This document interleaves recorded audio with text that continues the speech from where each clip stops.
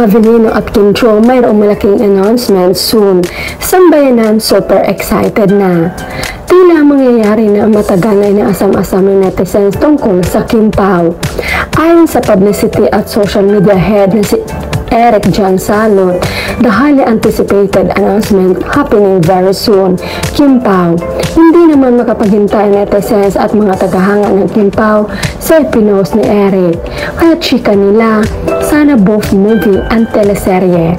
Praying for Will Kim Pao wedding.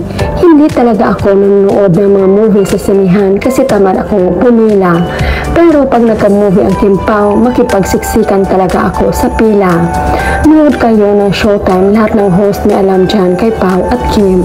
Lagi kasing nabunot si Kim dyan, walang humpay ang tuksuhan nila. Kaya huwag kayong maniwala sa mga gumagawa ng fake news. Ang sa mundo ng showbiz, magulo talaga. Andyan na yung mga fake news, etc. etc. So huwag tayong padadala. O normal lang naman yung ma-hurt tayo, but kita nyo naman silang dalawa. Kita na they both love each other.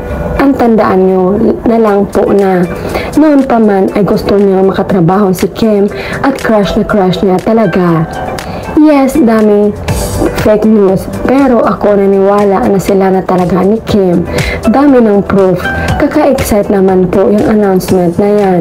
Excited talaga ako. Ano kaya to? Kapag movie, first day showing pa lang, pipila na ako na maagang maaga. #Kim Pao Love. Huwag nang patagalin, hindi ako nanood ng mga teleserye kahit mga bago. Kim Pao lang Jude. Please, i-announce na at simulan. This is the moment, mga ka-Kim Pao, na ating inaantay.